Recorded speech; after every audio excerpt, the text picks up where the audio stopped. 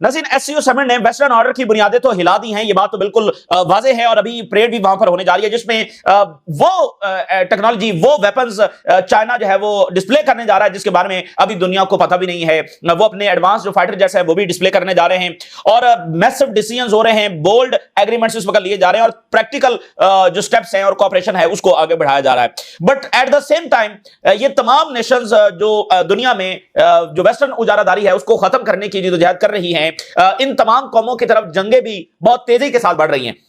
اور اس میں اس وقت جو ہائیسٹ رسک کے اوپر کھڑا ہوا ہے، امیڈیٹ رسک کے اوپر کھڑا ہوا ہے جو ملک، جو نیشن ہے، وہ وینزویلا ہے. وینزویلا بہت بڑا سپورٹر ہے فلسطین کا، بہت بڑا سپورٹر ہے ایران کا، اور بہت یعنی اس کا کردار ہے امپیریلزم سے لڑنے کے لیے، تو اس لیے وہ ان کو قبول نہیں ہے. تو اب جناب علی وینزویلا جو ہے وہ ہائیسٹ رسک کے اوپر کھڑا ہوا ہے، اور اس کی جو گھیرا بندی ہے وہ تیز ہوتی چلی جا رہی ہے. اور مڈورو نے کہا ہے کہ یہ تھریٹ آف دا سینچری ہے، وینزویلا کو تھریٹ آف دا سینچری ہے، صدی کا سب سے بڑا خطرہ اس وقت وینزویلا کو ایز اے نیشن وہ لاحق ہے. تو وہ وہاں پر بھرپور تیاری کر رہے ہیں، اور ایران کی جانب سے اور باقی جو اتحادی ہیں ان کی جانب سے سپورٹ کا اعلان کیا گیا ہے وینزویلا کے لیے. لیکن خود ایران بھی تو جنگ کے خطرے کے اوپر کھڑا ہوا ہے. ایک طرف اس پر یورپ اور امریکہ اور اسرائیل جو ہے وہ سینکشنز لگانے جا رہے ہیں، اور یہ ہارشسٹ سینکشنز ہوں گی جو ایران کے خلاف لگیں گی، اور اس کو کرش کرنے کے لیے یہ سینکشن جب لگائے جا رہی ہیں. دوسری طرف ملٹری کانفلکٹ جو ہے وہ کسی بھی وقت چھڑ سکتا ہے، تو ایران خود جب اس کو فیس کر رہا ہے.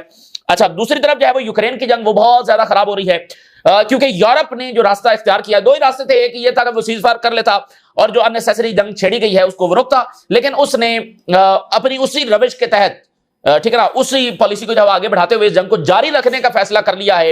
اور وہ $200 بلین جو رشیا کے انہوں نے فریز کیے تھے وہ یوکرین کو دینے جا رہے ہیں جنگ کے لیے، تاکہ وہ لڑے گا رشیا سے.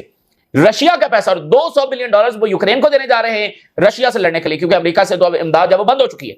تو یہ جو اقدام ہے رشیا کے پیسے جو فریز ہیں اور اس کو جب استعمال کرنے کا یہ جو فیصلہ ہے، میں آپ کو بتا دوں یہ اتنا بھیانک فیصلہ ہے کہ وہ اپنے ہاتھوں سے اپنا جو سسٹم ہے اس کو اکھاڑ کر پھینک رہے ہیں. وہ اپنے اس آرڈر کو اپنے ہاتھوں سے اکھاڑ کر پھینک رہے ہیں. دیکھیے رشیا کی اور ویسٹ کی دشمنی تو پرانی ہے، لیکن رشیا نے پھر بھی یہ پیسہ ویسٹ کے اندر رکھا نا. اس کی کیا وجہ ہے؟ اس کی وجہ یہ ہے کہ دنیا میں جنگیں، لڑائیاں، دشمنیاں سارا کچھ چلتا ہے، لیکن دنیا پھر بھی کچھ انڈرسٹینڈنگز کے اوپر کھڑی ہوئی ہے، کچھ ایگریمنٹس کے اوپر کھڑی ہوئی ہے. اور اگر وہ ایگریمنٹس اور وہ والی انڈرسٹینڈنگز کے جس میں یہ ورلڈ پاورز نے بیٹھ کر فیصلے کیے کہ ٹھیک ہے یہ چیز جو ہے وہ ریڈ لائن ہے، باقی چیزیں چلتی رہیں گی، اگر وہ توڑ دی جائیں تو یہ گلوبل سیکورٹی کو تھریٹ ہے. پھر آپ ایک ایسی دنیا بنا رہے ہیں، پھر آپ ایک ایسی دنیا کی طرف اپنے آپ کو دھکیل رہے ہیں جس میں کوئی رول ہی نہیں ہے. تو ورلڈ وار کیا ہوتی ہے؟ اس میں کوئی ضابطہ نہیں ہوتا، کوئی رول نہیں ہوتا. تو ایسی دنیا تو تباہی ہے انسانیت کے لیے. تو یہ چھوٹا معاملہ نہیں ہے کہ وہ پیسے انہوں نے رکھے، وہ ویسٹ نے فریز کر لیے، اب وہ دینے جا رہے ہیں، اور یہ رشیا کا پیسہ ہے. اگر وہ رشیا کا پیسہ لے سکتے ہیں تو پھر باقی قوموں کی تو حیثیت ہی کوئی نہیں ہے، پھر تو وہ کسی کا پیسہ بھی لے سکتے ہیں. تو کون ہے جو پھر ویسٹ کے اندر جا کر اپنا پیسہ رکھے گا؟ اور دوسری بات یہ ہے کہ یورپ کیوں مجبور اب ہو رہا ہے یہ پیسہ استعمال کرنے پر؟ اب سے پہلے تو استعمال نہیں نہ کیا، اب کیا وجہ ہے؟ تو اس کا مطلب یہ ہے کہ جب کوئی اس سطح کا اقدام اٹھایا جاتا ہے کہ جس کا پتہ ہو کہ اس کے کانسیکوینسز کیا ہوں گے، تو ان کے پاس اب کوئی اور راستہ نہیں ہے. یعنی وہ اپنے آپ کو ایگزسٹینشل تھریٹ کے اندر محسوس کر رہے ہیں. ان کا آرڈر اب وہ سمجھتے ہیں کہ ایگزسٹینشل تھریٹ کے اندر ہے، اس لیے سب کچھ توڑ تاڑ کے، سب کچھ جو وہ اکھاڑ کے پھینک کے، تمام ضابطے اور اصول اور رولز ہیں، بس ایک کھلی جنگ جب لڑی جائے گی، کھلی جنگ جب لڑی جائے گی، اور اس میں بس ان دو قوموں کو زیر کرنا ہے اپنے آرڈر کو مستحکم کرنے کے لیے. تو آپ اندازہ نہیں لگا سکتے یہ کتنا خوفناک فیصلہ ہے جو وہ لینے جا رہے ہیں. اور کوalition آف ولنگ کی جو میٹنگ ہے وہ برطانیہ اور فرانس جو ہے وہ ہوسٹ کرنے جا رہے ہیں کہ وہ قومیں، چونکہ سارا یورپی یونین ایگری نہیں ہے لڑنے کے لیے، جیسے جو ہنگری ہے وہ بہت زیادہ مخالف ہے، باقی کنٹریز ہیں سلوینیا یہ نہیں چاہتے کہ یوکرین کی جنگ جب جاری رہے. تو کوalition آف ولنگ بنائی جا رہی ہے کہ وہ ملک جو ولنگ ہے اس میں لیڈ کر رہا ہے برطانیہ، فرانس ہے اور جرمنی ہے. حالانکہ ان تمام ملکوں کے اندر ریزنٹمنٹ ہے. آپ دیکھیے یہ کتنا ڈینجرس پاتھ ہے جو یورپی یونین نے لیا ہوا ہے پچھلے کئی سالوں سے ریگارڈنگ مڈل ایسٹ، ریگارڈنگ افریقہ اور اب یوکرین کے حوالے سے، کہ billions of dollars, hundreds of billions of dollars انہوں نے خرچ کیے ان جنگوں کے اوپر، اور بدلے میں اچیو کیا مائگریشن، بدلے میں ریفیوجیز لیے ادھر سے مڈل ایسٹ سے بھی، افریقہ سے بھی، اور اب یوکرین سے. یہ ان کی پالیسی ہے، اور اس لیے آپ یورپ کو دیکھ رہے ہیں کہ وہ آن دا پاتھ آف ڈکلائن ہے.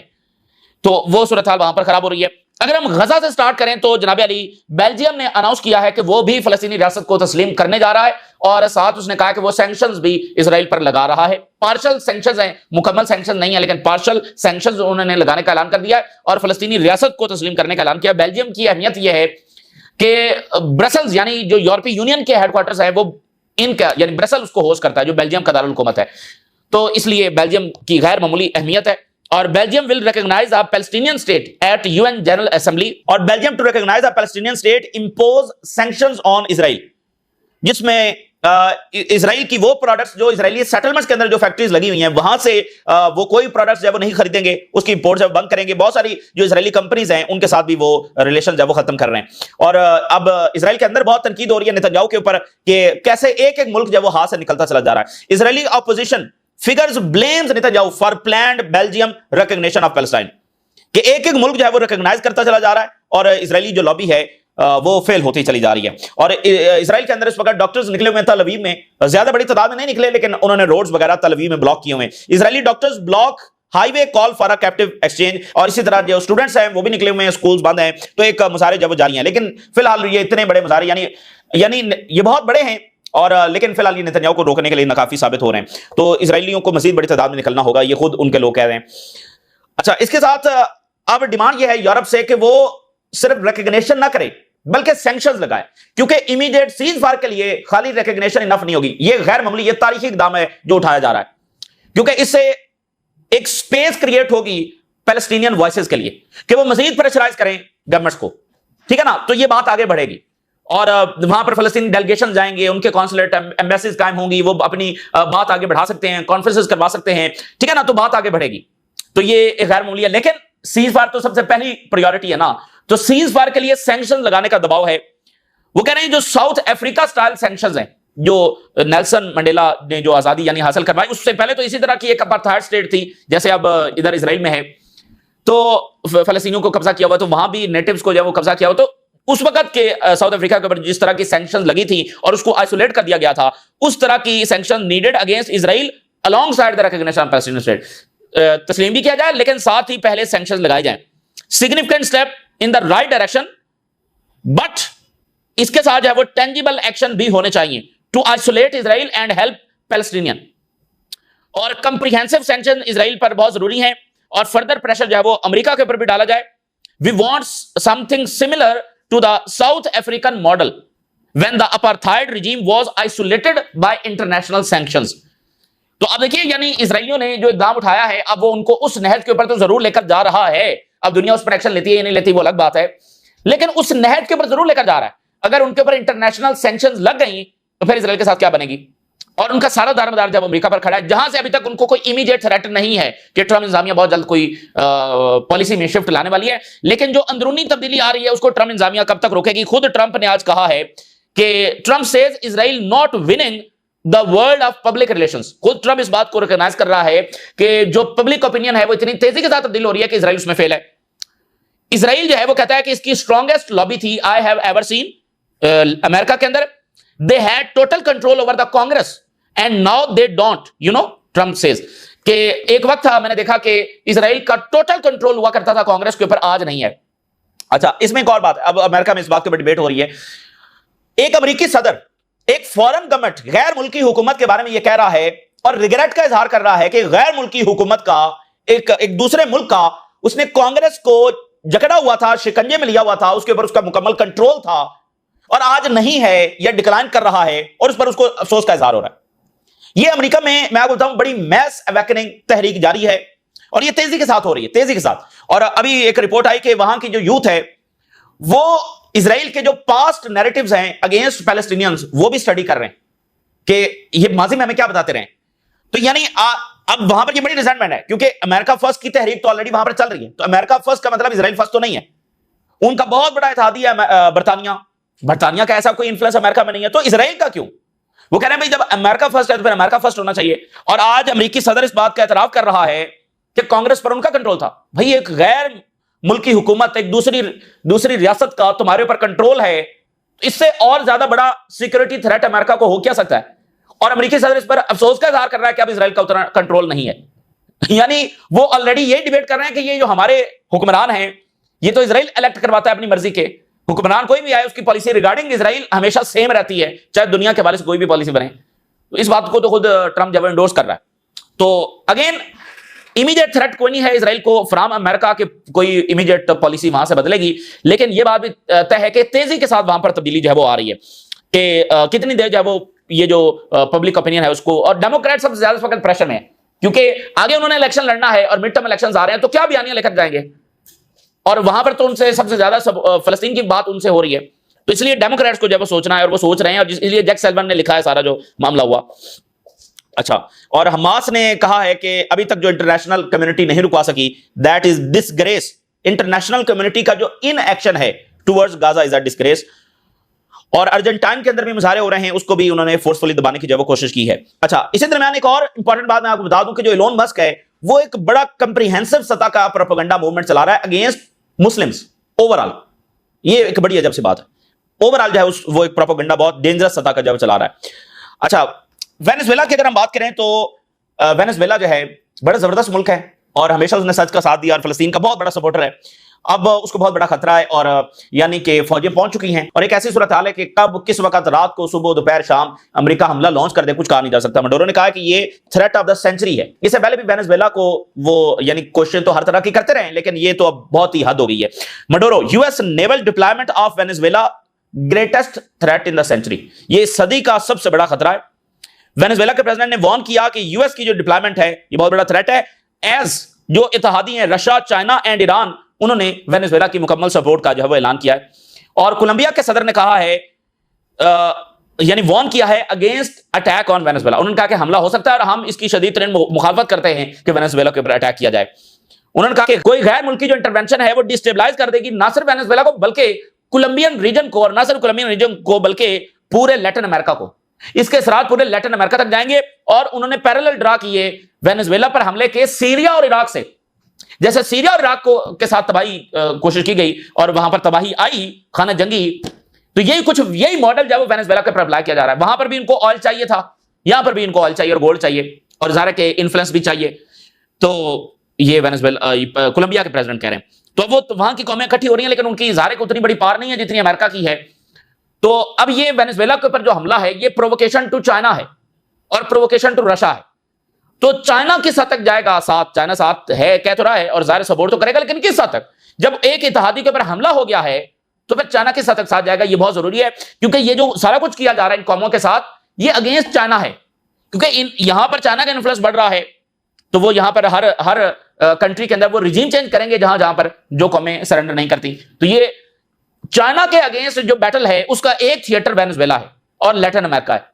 तो चाइना के साथ तक जाएगा ये बहुत जरूरी होगा, क्योंकि रशिया की अलग तारीख है, चाइना की अलग तारीख है। चाइना जो यानी उसका जो उरूज हो रहा है, तो अभी तक उसने अपने आप को जंगों में इंगेज नहीं किया या अमेरिका के खिलाफ खुलकर उस तरह से यानी जैसे कोल्ड वॉर जारी थी वो वाला मामला तो चाइना का नहीं है।